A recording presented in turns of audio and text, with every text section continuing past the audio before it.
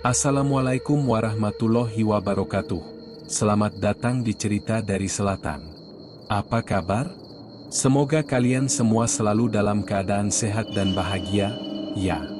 Di channel ini, kita akan berbagi cerita-cerita menarik dari sudut pandang yang berbeda. Jangan lupa dukung kami dengan klik tombol subscribe, nyalakan lonceng notifikasi, dan tinggalkan like serta komentar di bawah. Selamat menonton. Azir bukanlah tipikal pemuda desa yang percaya tahayul.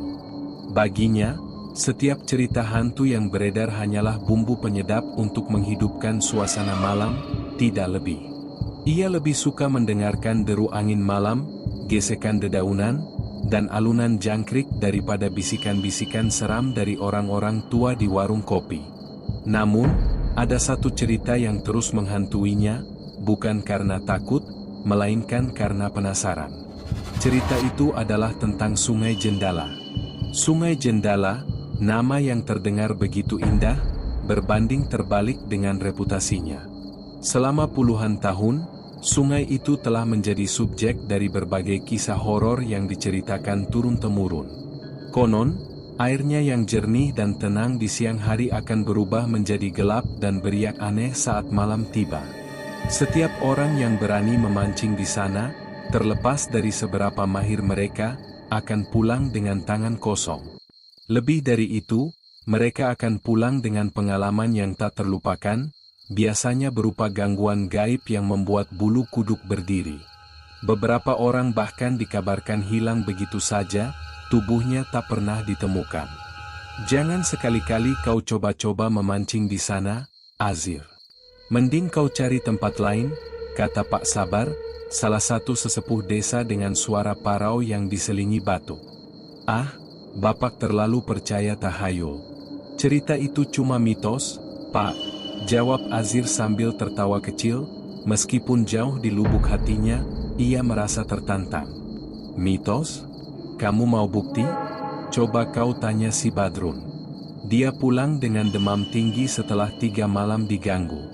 Bahkan dia bilang, dia mendengar suara anak kecil memanggil-manggil namanya dari tengah sungai, sambung Pak Sabar, memicingkan mata, seolah membaca keraguan Azir. Cerita itu tidak membuat Azir takut, justru sebaliknya, ia merasa ada sesuatu yang perlu ia buktikan. Ia adalah pemancing terbaik di desa itu, dikenal karena instingnya yang tajam dan kesabarannya yang tak terbatas.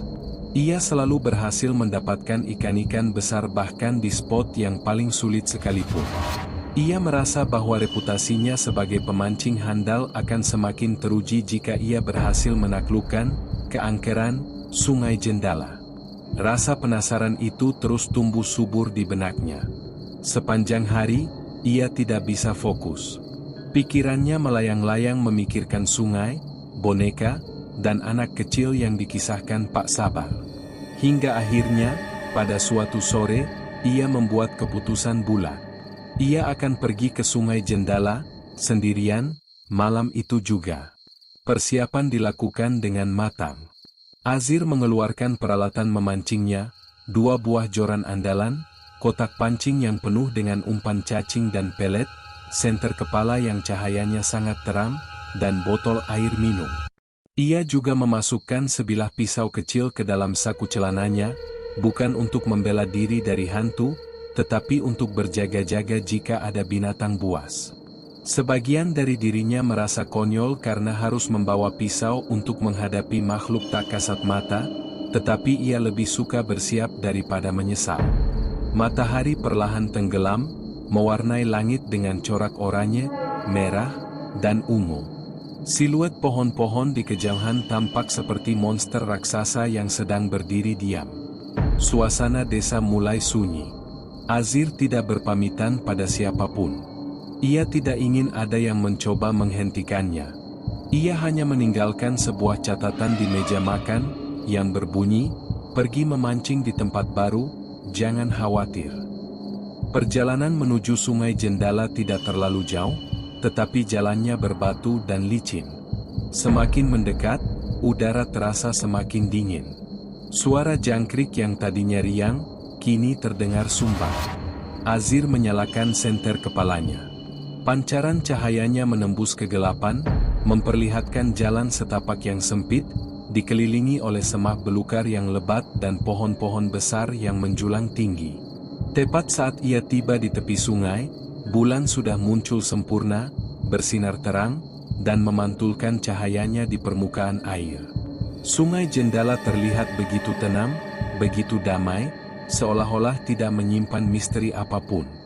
Azir menggelengkan kepalanya, menyalahkan dirinya sendiri karena terlalu percaya pada cerita-cerita yang tidak masuk akal. Ia memilih sebuah spot yang ideal, di dekat sebuah batu besar, dan mulai menyiapkan pancingnya.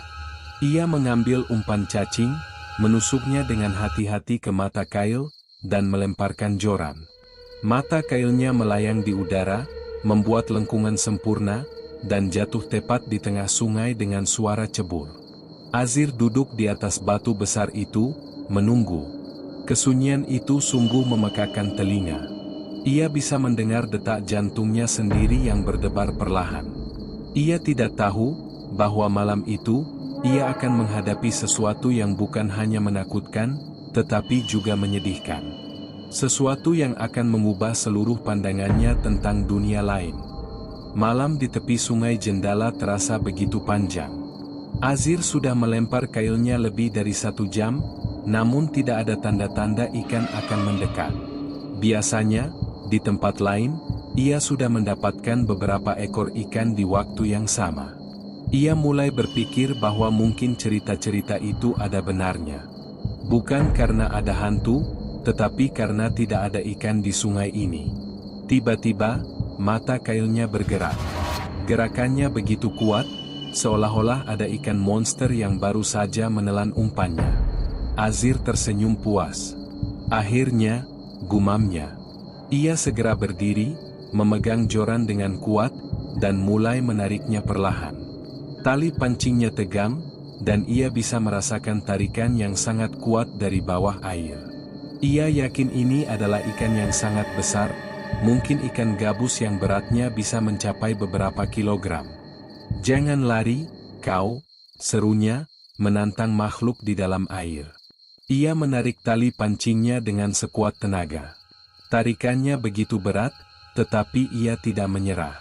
Setelah beberapa menit, sebuah benda perlahan muncul ke permukaan. "Ikan apa ini? Bentuknya aneh sekali," pikir Azir. Namun, begitu benda itu berada di bawah sorotan senter kepalanya, ia terkejut. Benda itu bukanlah ikan, melainkan sebuah boneka kayu tua. Boneka itu terlihat usang dan kotor. Beberapa bagian catnya sudah terkelupas, dan ada lumut yang menempel di beberapa bagian. Namun, yang paling aneh adalah ukiran di wajah boneka itu.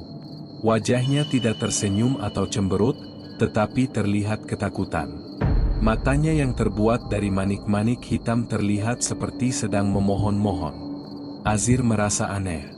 Bagaimana bisa sebuah boneka kayu yang berat seperti ini berada di dasar sungai dan menelan umpannya? Ia melepaskan boneka itu dari mata kailnya dan dengan perasaan jijik, ia melemparkannya ke semak-semak. Ia tidak ingin memancing dengan boneka yang menyeramkan itu, dan ia hanya ingin melupakannya. Ia kemudian kembali duduk dan memasang umpan baru. Tidak sampai 5 menit, matanya yang tajam melihat sesuatu. Sebuah bayangan samar di balik semak-semak yang ia lempari boneka itu. Bayangan itu bergerak-gerak, tetapi ia tidak bisa melihatnya dengan jelas karena terlalu gelap. Ia mengarahkan senter kepalanya ke arah semak-semak itu, tetapi bayangan itu menghilang. Azir menghela napas panjang, mencoba menenangkan dirinya. "Hanya binatang liar," gumamnya, meskipun ia tahu bahwa di tempat itu tidak ada binatang liar sebesar itu. Ia kembali fokus pada pancingnya. Namun, sesuatu mengusik pandangannya. Di samping kakinya, di atas batu besar tempat ia duduk, boneka kayu itu sudah kembali tergeletak. Boneka itu basah kuyup, dan manik-manik matanya terlihat lebih gelap, seolah-olah sedang menatapnya. Bulunya merinding. Jantung Azir berdebar kencang. Bagaimana bisa boneka itu kembali secepat ini? Tidak mungkin ia salah melempar. Ia melemparkannya ke semak-semak, bukan ke sampingnya. Rasa penasaran Azir mulai berubah menjadi ketakutan. Ia mengambil boneka itu lagi, tetapi kali ini ia mengamatinya lebih teliti. Terdapat ukiran samar di bagian belakang boneka itu, seperti inisial S. Azir menggosoknya, mencoba membersihkan lumut yang menempel, tetapi ukiran itu tidak hilang. Ia merasa bahwa boneka ini memiliki rahasia yang tersembunyi. Ia memutuskan untuk melempar boneka itu kembali ke sungai, berharap ia tidak akan kembali lagi. Namun, belum sempat ia melemparnya, ia mendengar suara bisikan yang sangat pelan dari arah sungai.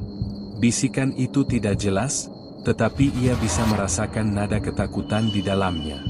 Bisikan itu seperti memanggilnya untuk berhenti. Azir menahan napas, tangannya gemetar. Ia tidak jadi melempar boneka itu. Ia menyimpannya di saku celananya, dan memutuskan untuk pergi dari tempat itu. Saat ia berjalan, ia merasa ada yang mengawasinya. Ia menoleh ke belakang, tetapi tidak ada siapa-siapa.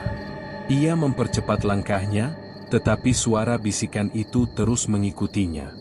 Ia mendengar suara bisikan itu berkata, "Jangan ganggu aku." Ia berlari, tidak peduli dengan jalan yang licin. Ia hanya ingin sampai di rumah secepatnya.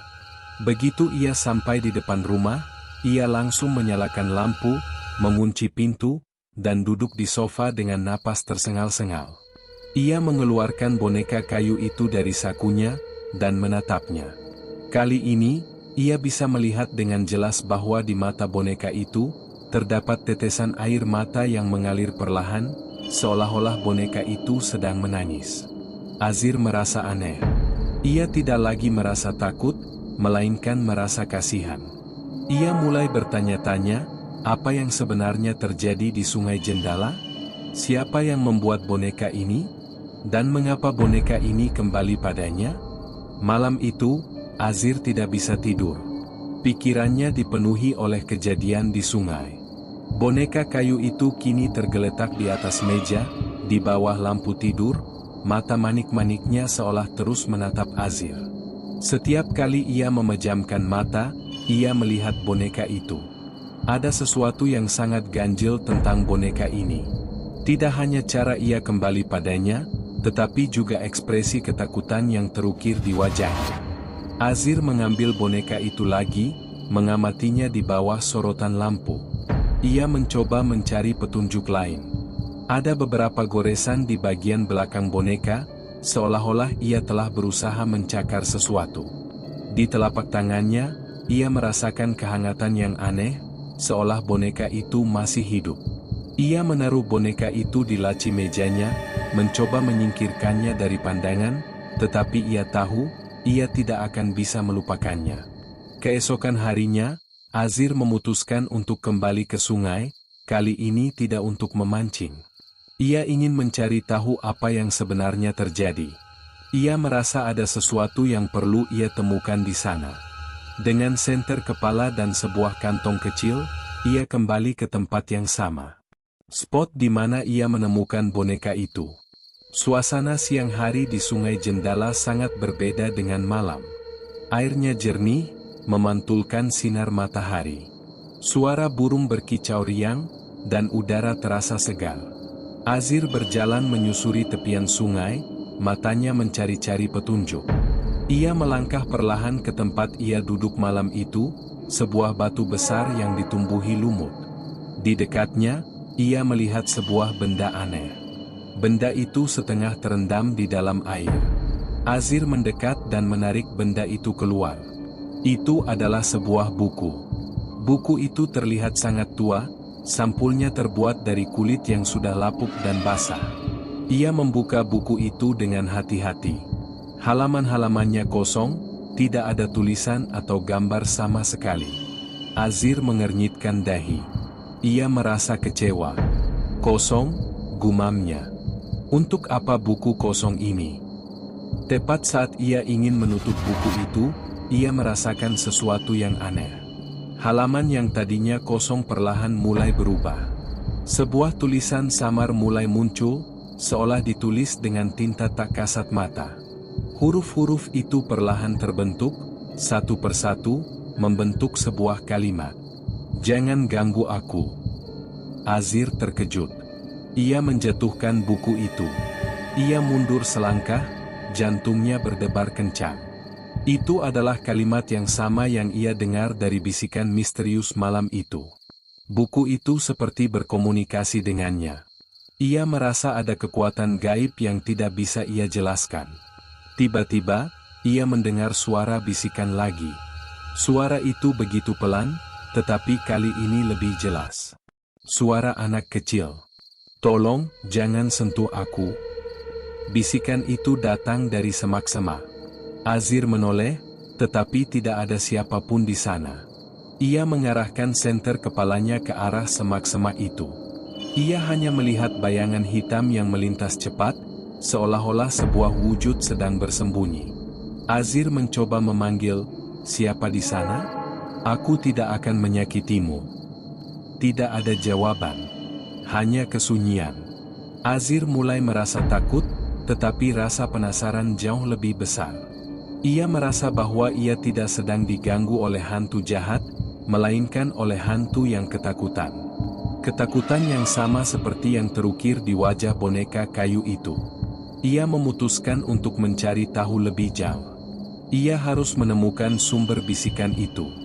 Ia harus menemukan siapa hantu itu. Azir kembali ke tempat di mana ia melihat bayangan hitam itu. Ia menyusuri sungai, matanya tajam mencari jejak. Ia melihat ada beberapa ranting yang patah dan dedaunan yang berserakan, seolah-olah ada seseorang yang berlari dari sana. Ia mengikuti jejak itu. Jejak itu membawanya lebih dalam ke hutan, menjauh dari sungai. Hutan itu menjadi semakin gelap dan lembab. Suasana mencekam, suara-suara aneh mulai terdengar. Suara desisan, gesekan dedaunan, dan bisikan yang samar-samar. Azir tidak peduli. Ia hanya ingin tahu. Ia terus berjalan hingga ia sampai di sebuah tanah lapang yang kecil. Di sana, ia melihat sebuah gundukan tanah yang ditumbuhi rumput liar. Gundukan itu terlihat seperti sebuah makam, tetapi tidak ada nisan atau tanda apapun. Azir merasa ada sesuatu yang tidak beres. Ia melangkah mendekat. Tiba-tiba, ia melihat sesuatu di atas gundukan itu. Sebuah benda yang familiar. Ia menahan napas. Itu adalah boneka kayu yang sama persis dengan yang ia temukan. Boneka itu duduk di atas gundukan tanah, matanya menatapnya. Bagaimana bisa boneka ini berada di sini? Apakah ia kembali lagi? Tiba-tiba, angin berhembus kencang.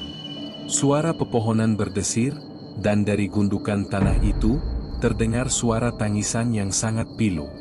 Tangisan anak kecil. Suara itu membuat bulu kuduk Azir berdiri. Ia menyadari bahwa ia tidak hanya menemukan tempat angker, tetapi juga sebuah makam yang sakral. Makam itu adalah tempat hantu yang selama ini mengikutinya. Azir merasakan aura kesedihan yang sangat dalam. Ia merasa bahwa hantu ini tidak jahat, tetapi sangat kesepian dan ketakutan. Ia mengambil boneka itu dari gundukan makam. Boneka itu terasa dingin, tetapi ia tidak lagi merasa takut. Ia merasa kasihan. Ia melihat makam itu, tidak ada nama, tidak ada nisan. Hanya sebuah gundukan tanah yang terbengkalai. Ia merasa ada sebuah kisah di balik makam itu. Kisah yang menyedihkan. Azir sadar, ia tidak bisa pergi begitu saja. Ia harus menemukan cara untuk membantu hantu ini. Ia memutuskan untuk kembali ke desa dan mencari tahu tentang makam ini. Ia ingin tahu siapa yang dimakamkan di sana. Ia ingin tahu siapa anak kecil yang menangis ini. Ia ingin tahu mengapa hantu ini begitu ketakutan. Ia membawa buku usang yang ia temukan, dan juga boneka kayu itu. Ia ingin mencari petunjuk, dan ia tahu, petunjuk itu pasti ada di desa. Ia harus bertanya kepada orang-orang tua. Ia harus mencari di perpustakaan desa. Ia harus memecahkan misteri ini. Azir kembali ke rumah dengan perasaan campur aduk. Di satu sisi, ia merasa lega karena akhirnya menemukan sumber dari bisikan-bisikan aneh itu. Di sisi lain, ia merasa terbebani. Ia membiarkan rasa penasarannya menuntunnya pada sebuah misteri yang jauh lebih dalam dan menyedihkan dari yang ia bayangkan. Ia meletakkan buku kosong dan boneka kayu itu di atas meja, di samping senter kepala dan botol minumnya. Mereka adalah saksi bisu dari petualangannya yang aneh.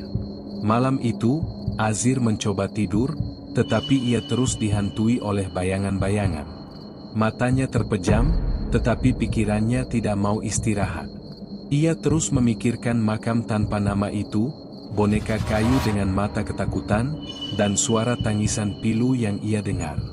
Ia merasa bahwa ia bukan hanya menemukan hantu, tetapi juga sebuah kisah tragis yang belum selesai. Azir akhirnya tertidur, tetapi tidurnya bukanlah tidur yang nyenyak. Ia langsung jatuh ke dalam mimpi yang mengerikan. Di dalam mimpinya, ia berada di sebuah rumah tua yang gelap. Dindingnya terbuat dari kayu lapuk dan ada bau apek yang kuat di udara. Ia mendengar suara tangisan anak kecil. Suara itu begitu sedih, begitu memilukan, seolah-olah anak itu telah kehilangan segalanya. Ia mengikuti suara itu. Suara itu membawanya ke sebuah ruangan. Di sana, ia melihat seorang gadis kecil. Rambutnya panjang dan bergelombang, mengenakan gaun putih yang lusuh. Gadis itu sedang bersembunyi di balik sebuah kursi kayu, memeluk sebuah boneka kayu yang sama persis dengan yang ia temukan. Wajah gadis itu penuh dengan air mata, dan ia terus menoleh ke belakang, seolah-olah ia sedang bersembunyi dari seseorang. "Jangan sentuh aku, pergi, jangan ambil bonekaku," bisik gadis itu. Suaranya terdengar begitu ketakutan, begitu lemah. Tiba-tiba, pintu ruangan itu terbuka dengan keras. Seorang pria besar, dengan cambang tebal dan wajah yang keras, muncul di ambang pintu. Pria itu terlihat marah. Matanya memancarkan amarah yang menakutkan. Ia melangkah mendekat, dan gadis kecil itu bergetar ketakutan. Ia terus bersembunyi di balik kursi. Pria itu mengangkat tangannya, seolah ingin memukul. "Kemari kau," serunya dengan suara menggelegar. Gadis kecil itu menjerit. Jeritannya begitu nyaring, begitu menyayat hati. "Jangan, jangan." Azir ingin berteriak, ingin menolong gadis itu, tetapi ia tidak bisa. Kakinya terasa berat, seolah terpaku di lantai. Ia hanya bisa melihat, tidak bisa berbuat apa-apa. Ia merasa bahwa ia sedang menyaksikan sebuah tragedi yang telah terjadi di masa lalu. Mimpi itu terus berlanjut. Adegan beralih ke sungai. Gadis kecil itu berlari, menangis, memeluk boneka kesayangannya. Ia berlari seolah-olah sedang dikejar. Ia melihat ke belakang, tetapi tidak ada siapa-siapa. Tiba-tiba, ia tersandung dan jatuh. Boneka kayu yang ia peluk terlepas dari genggamannya dan jatuh ke sungai. Gadis itu mencoba meraihnya, tetapi arusnya terlalu kuat. Boneka itu hanyut terbawa arus. Gadis itu menangis histeris. Ia melompat ke sungai, berusaha mengambil bonekanya, tetapi ia tidak tahu cara berenang. Ia meronta-ronta, mencoba bernapas, tetapi ia tidak bisa. Air sungai menelannya. Azir terbangun dengan napas tersengal-sengal. Keringat dingin membasahi seluruh tubuhnya. Jantungnya berdebar kencang. Ia tahu, mimpi itu bukanlah mimpi biasa. Itu adalah kilasan memori. Memori dari hantu yang ia temukan. Hantu yang bernama Sekar. Hantu yang ketakutan. Ia merasa bahwa ia harus melakukan sesuatu. Ia tidak bisa membiarkan arwah Sekar terus menderita. Ia harus mencari tahu apa yang terjadi. Ia harus mencari tahu siapa pria besar itu, dan mengapa Sekar begitu ketakutan. Ia harus menemukan kebenaran di balik semua ini. Azir mengambil buku usang dari meja. Ia membukanya lagi. Halaman yang tadinya kosong, kini sudah ada tulisan. Aku takut, tolong, jangan ambil bonekaku. Tulisan itu tampak seperti tulisan anak-anak, berantakan dan tidak teratur. Azir merasa bahwa buku itu adalah sebuah jurnal dari seorang anak yang ketakutan. Ia memutuskan untuk tidak membuang waktu. Ia harus mencari tahu tentang anak perempuan bernama Sekar yang tenggelam di sungai itu, dan juga tentang ayahnya yang seorang pemahat. Ia tahu, jawaban dari semua pertanyaan ini ada di desa, di arsip-arsip lama. Azir memulai pencariannya di perpustakaan desa. Perpustakaan itu adalah sebuah bangunan tua, berdebu, dan penuh dengan buku-buku yang usang. Di sana, ia bertemu dengan Pak Slamet, penjaga perpustakaan yang sudah sangat tua. Pak Slamet adalah orang yang sangat berpengetahuan tentang sejarah desa. "Ada yang bisa saya bantu, Nak?" tanya Pak Slamet dengan suara serak. "Pak Slamet, saya ingin mencari informasi tentang kejadian di Sungai Jendala, sekitar 50 tahun yang lalu. Apakah ada arsip koran atau catatan tentang itu?" tanya Azir. Pak Slamet menatapnya dengan pandangan aneh. "Kejadian di sana? Mengapa kau tertarik pada hal itu? Orang-orang bahkan tidak mau membicarakannya lagi." "Ada alasannya, Pak. Saya rasa ada sesuatu yang perlu saya ketahui," jawab Azir. Pak Slamet tidak bertanya lebih jauh. Ia menuntun Azir ke sebuah ruangan kecil yang penuh dengan arsip-arsip lama yang berdebu. Azir mulai mencari, satu persatu.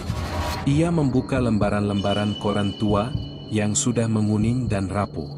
Ia mencari kata kunci seperti, Sungai Jendala, tenggelam, dan anak hilang. Setelah beberapa jam mencari, ia menemukan sesuatu. Sebuah artikel koran yang sudah sangat tua, tertanggal 50 tahun yang lalu. Judulnya membuat jantung Azir berdebar kencang. Anak pemahat kayu ditemukan tenggelam di Sungai Jendala. Azir membaca artikel itu dengan hati-hati. Artikel itu bercerita tentang seorang anak perempuan bernama Sekar, yang berusia 7 tahun. Sekar adalah anak dari seorang pemahat kayu terkenal di desa itu, yang bernama Pak Jati. Sekar dilaporkan hilang setelah ia pergi ke sungai untuk bermain. Ayahnya, Pak Jati, panik dan mencari putrinya kemana-mana. Sayangnya, ia hanya menemukan sepatu dan boneka kayu kesayangan Sekar di tepi sungai. Jasadnya tidak pernah ditemukan. Artikel itu juga menyebutkan bahwa Pak Jati, yang sangat terpukul, membuat sebuah boneka kayu yang sangat mirip dengan putrinya. Ia menghabiskan hari-harinya di tepi sungai, berharap bisa menemukan jasad putrinya. Namun, ia tidak pernah berhasil. Beberapa bulan setelah kejadian itu, ia ditemukan meninggal.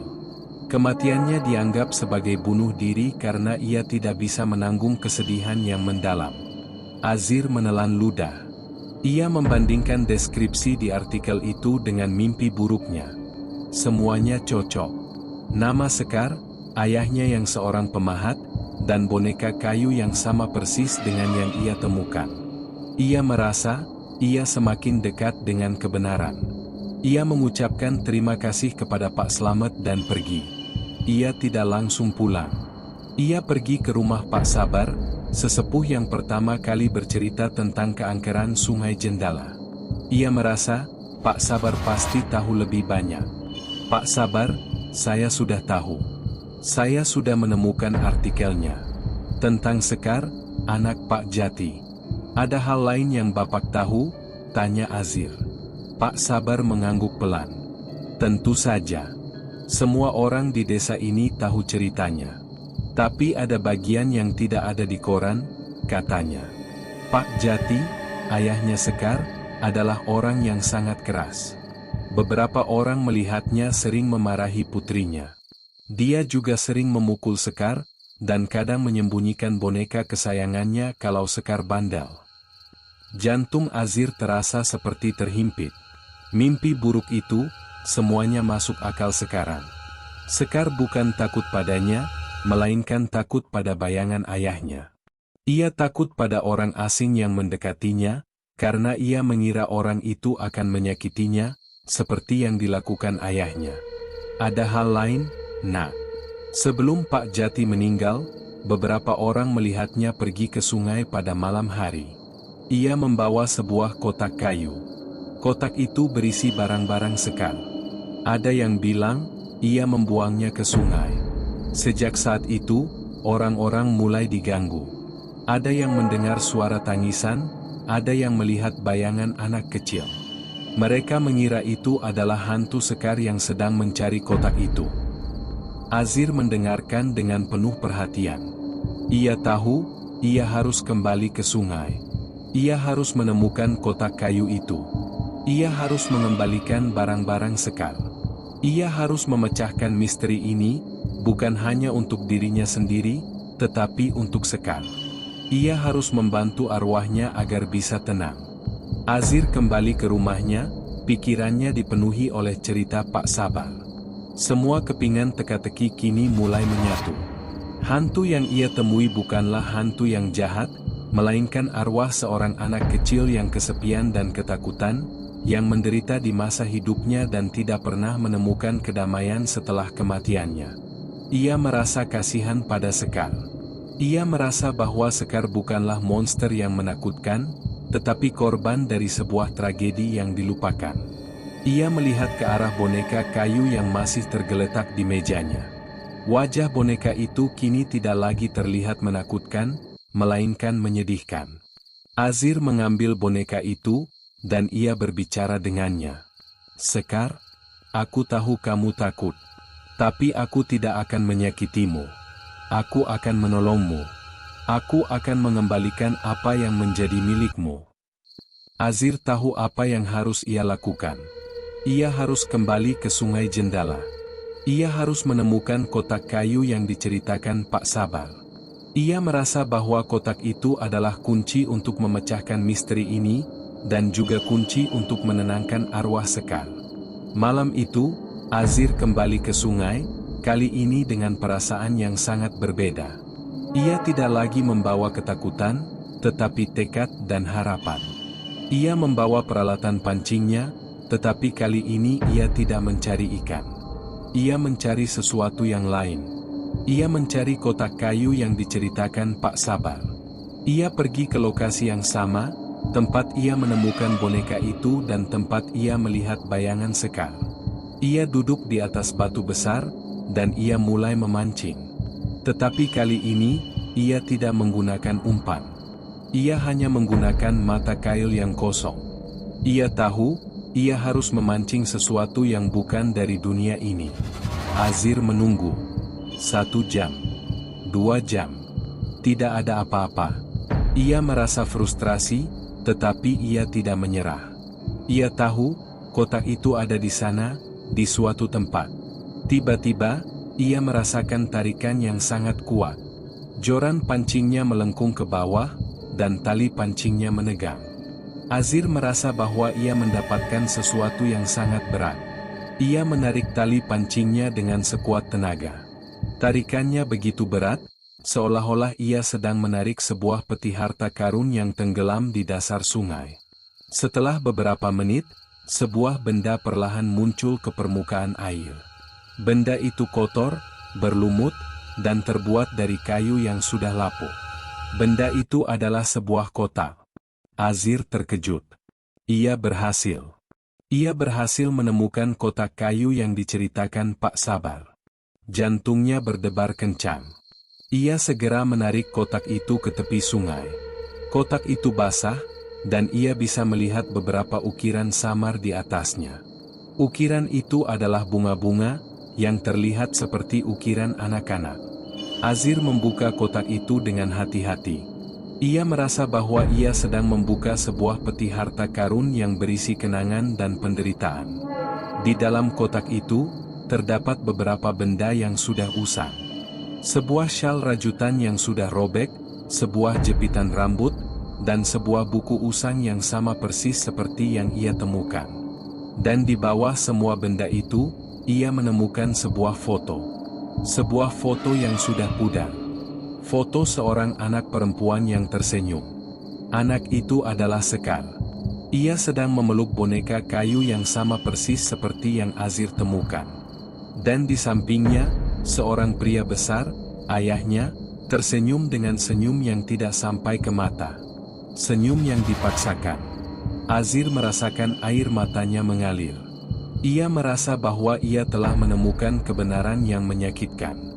Kebenaran yang lebih mengerikan dari cerita hantu manapun. Ia merasa, ia harus mengembalikan semua ini.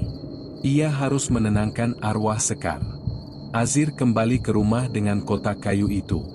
Ia membersihkan kotak itu, dan ia mengeluarkan isinya, satu persatu. Ia melihat syal yang sudah robek, jepitan rambut yang berkarat, dan buku usang. Buku yang ia temukan.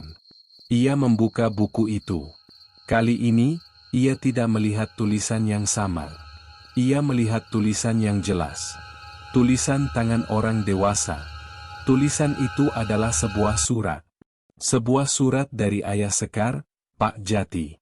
Surat itu ditulis dengan tangan yang gemetar. Untuk putriku tercinta, Sekar. Maafkan ayah. Ayah tahu, ayah adalah orang yang sangat jahat. Ayah tahu, ayah sering memarahimu. Ayah tahu, ayah sering memukulmu. Ayah tahu, ayah sering menyembunyikan boneka kesayanganmu. Maafkan ayah, nak. Ayah melakukannya bukan karena ayah tidak mencintaimu. Ayah melakukannya karena ayah tidak tahu cara mencintaimu. Ayah selalu marah karena hidup ayah sulit. Ayah selalu kesal karena ayah tidak bisa memberikan apa yang kau inginkan. Ayah tidak bisa memberikan kebahagiaan. Ayah hanya bisa memberikan rasa sakit. Ayah ingin kau bahagia, nak. Ayah ingin kau tersenyum, tetapi ayah tidak tahu cara membuatnya. Ayah hanya bisa memberikan rasa takut. Maafkan ayah, nak. Ayah sangat mencintaimu. Ayah berharap, di suatu tempat, kau bisa menemukan kedamaian. Azir menelan ludah. Ia merasakan kepedihan yang sangat dalam. Ia merasakan penyesalan Pak Jati. Ia mengerti mengapa Sekar begitu ketakutan. Ia bukan takut pada hantu lain, ia takut pada bayangan ayahnya sendiri. Bayangan seorang ayah yang seharusnya menjadi pelindungnya, tetapi justru menjadi sumber ketakutannya.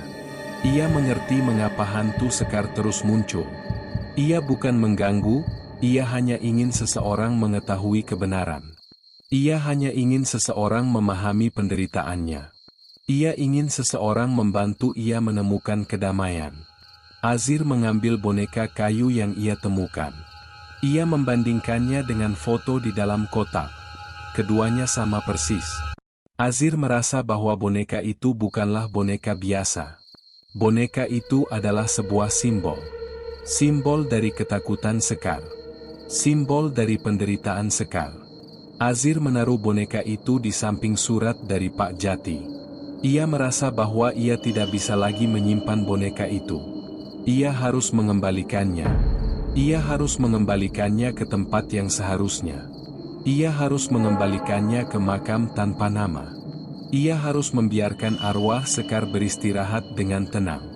Ia memutuskan untuk kembali ke Sungai Jendala, dan juga makam tanpa nama itu, untuk yang terakhir kalinya. Ia harus melakukan upacara sederhana untuk menenangkan arwah Sekar. Ia harus mengembalikan semua yang menjadi miliknya. Ia harus membacakan surat dari ayahnya. Ia harus mengembalikan kedamaian pada tempat yang selama ini dianggap menakutkan. Azir tahu, ia tidak akan pernah melupakan kejadian ini. Ia tidak akan pernah melupakan Sekar. Ia tidak akan pernah melupakan pelajaran berharga yang ia dapatkan dari hantu yang ketakutan. Ia tahu, ia tidak bisa mengabaikan penderitaan orang lain, bahkan jika orang itu sudah meninggal. Ia tahu, ia harus menjadi orang yang lebih baik. Matahari telah tenggelam, digantikan oleh rembulan yang bersinar terang. Azir menyiapkan diri untuk kembali ke Sungai Jendala.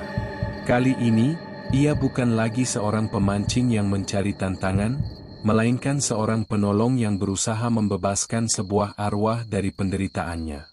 Ia membawa kotak kayu berisi benda-benda Sekar, buku usang yang kini berisi surat menyayat hati dari ayahnya, dan boneka kayu yang penuh dengan kesedihan. Ia menelusuri jalan setapak yang sama, melewati pepohonan yang menjulang tinggi, dan akhirnya tiba di tempat yang menakutkan itu, makam tanpa nama. Suasana terasa sangat sunyi, berbeda dengan malam-malam sebelumnya yang dipenuhi bisikan dan rasa takut. Azir merasakan aura yang tenang, seolah arwah Sekar sudah menunggunya.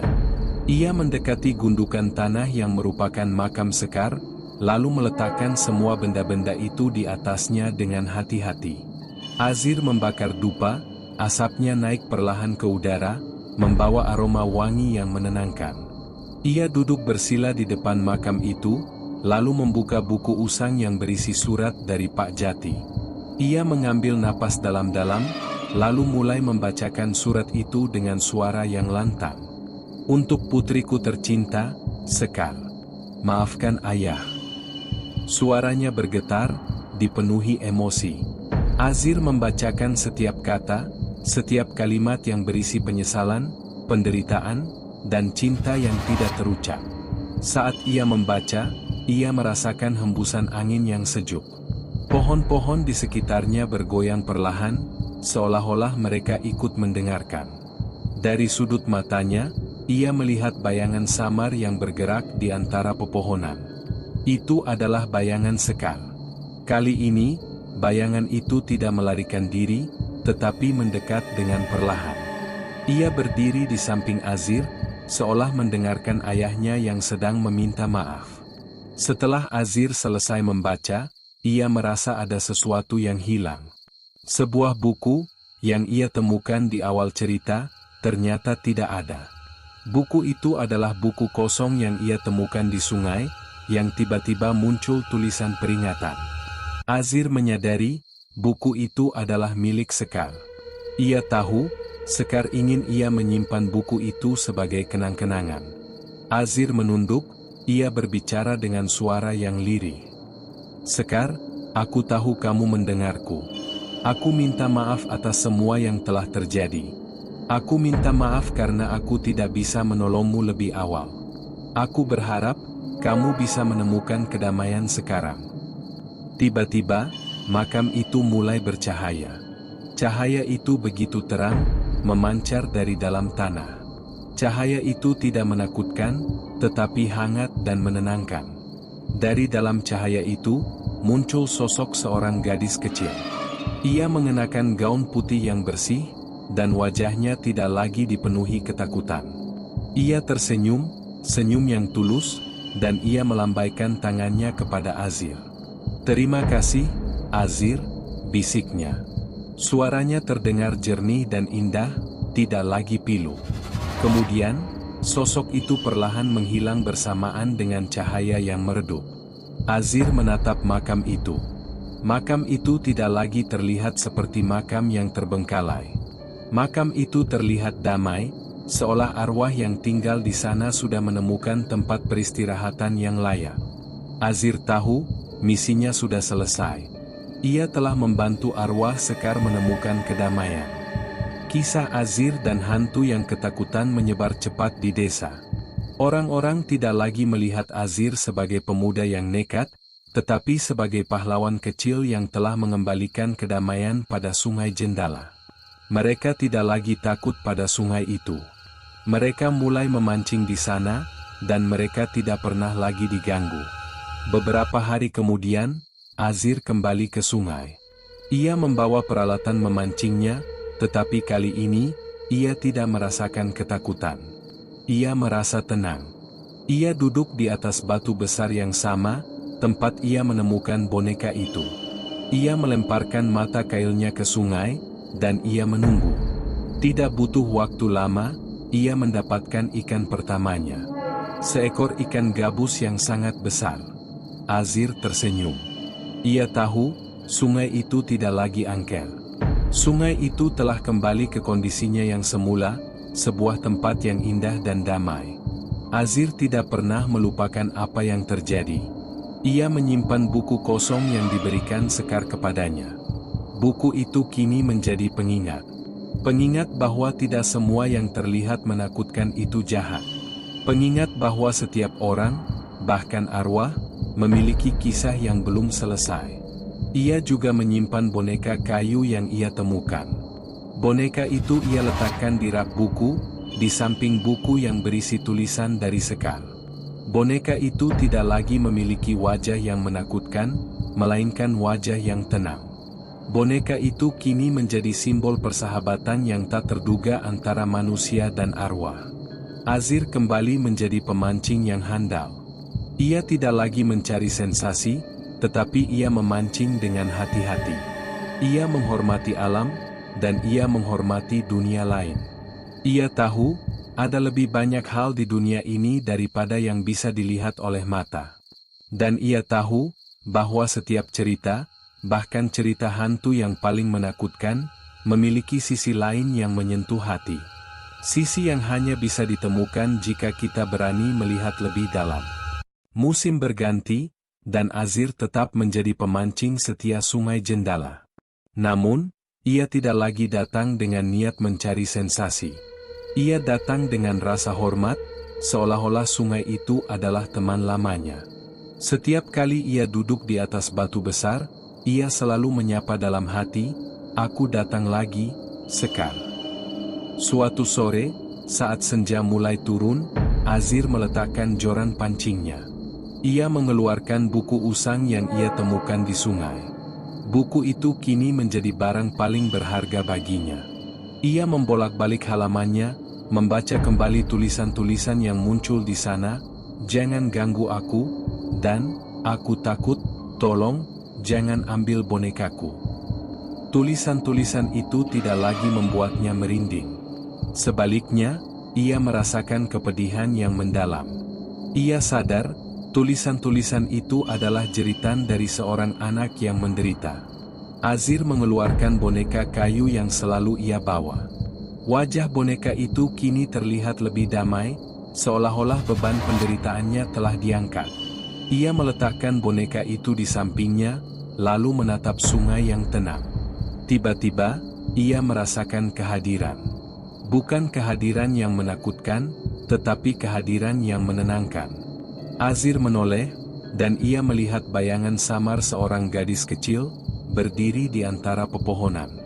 Bayangan itu tersenyum, lalu menunjuk ke arah makam tanpa nama di kejauhan. Azir mengerti. Ia harus mengunjungi makam itu.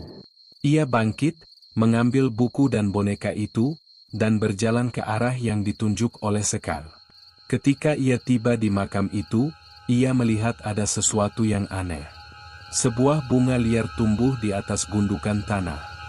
Bunga itu tidak seperti bunga lain yang tumbuh di sekitarnya. Bunga itu berwarna putih, dan kelopaknya bersinar samar di bawah cahaya rembulan. Azir berlutut, ia menyentuh bunga itu. Rasanya sejuk dan damai. Ia tahu, bunga itu adalah tanda bahwa Sekar sudah tenang. Azir meletakkan boneka dan buku itu di samping bunga itu. Ia berbisik, "Sekar, aku tidak akan melupakanmu. Aku janji, aku akan menjaga tempat ini. Aku akan memastikan tidak ada lagi yang menganggapmu sebagai hantu yang jahat." Ia duduk di sana selama beberapa menit, menikmati kedamaian. Ia tidak lagi merasakan kesedihan, melainkan rasa syukur. Ia bersyukur karena ia telah menemukan kebenaran di balik cerita yang menakutkan. Ia bersyukur karena ia telah membantu sebuah arwah menemukan kedamaian. Setelah kejadian itu, Azir menjadi penjaga tak resmi Sungai Jendala. Ia tidak lagi memancing setiap hari. Ia hanya datang sesekali, untuk memastikan tidak ada yang mengganggu ketenangan tempat itu. Ia membersihkan makam Sekar, ia menyingkirkan sampah, dan ia selalu meninggalkan bunga segar di atas gundukan tanah itu. Suatu hari, seorang pemancing dari desa lain datang ke sungai itu. Ia tidak tahu cerita tentang Sekar, dan ia merasa senang karena menemukan tempat yang sepi untuk memancing. Ia melemparkan umpannya, dan tidak butuh waktu lama, ia mendapatkan ikan yang sangat besar. Ia sangat senang. Namun, tiba-tiba, tali pancingnya tersangkut. Ia mencoba menariknya, tetapi tali itu tidak bergerak. Ia menggerutu, lalu melihat ke bawah. Sebuah boneka kayu muncul ke permukaan. Boneka itu sama persis dengan boneka yang Azir temukan. Pemancing itu terkejut. Ia mencoba melepaskan boneka itu, tetapi tali pancingnya tersimpul kuat di sekeliling leher boneka itu. Ia merasa takut, lalu ia mendengar bisikan samar yang berkata, "Jangan ganggu aku." Pemancing itu lari tunggang langgang, meninggalkan peralatannya. Ia pulang ke desanya, dan ia menceritakan kisahnya kepada orang-orang. Cerita itu menyebar, dan orang-orang kembali takut untuk memancing di Sungai Jendala. Ketika Azir mendengar cerita itu, ia tersenyum. Ia tidak marah, ia tidak sedih. Ia mengerti. Ia tahu, Sekar tidak ingin diganggu oleh orang yang tidak menghormatinya. Ia hanya ingin orang yang mengerti penderitaannya. Azir kembali ke sungai. Ia menemukan peralatan memancing yang ditinggalkan pemancing itu. Ia mengambilnya, dan ia menemukan boneka kayu itu. Boneka itu tampak sedih, seolah ia tidak ingin menyakiti siapapun. Azir memeluk boneka itu, lalu ia meletakkannya kembali di makam Sekar. Sejak saat itu, Sungai Jendala tidak lagi dianggap sebagai tempat angker yang menakutkan. Sungai itu kini menjadi tempat yang tenang dan damai, tempat yang dijaga oleh Azir dan arwah Sekar. Azir tidak lagi memancing di sana. Ia hanya datang untuk menjaga, untuk memastikan bahwa kenangan Sekar tidak akan pernah dilupakan. Dan ia tahu, bahwa ia akan terus melakukannya selama ia hidup.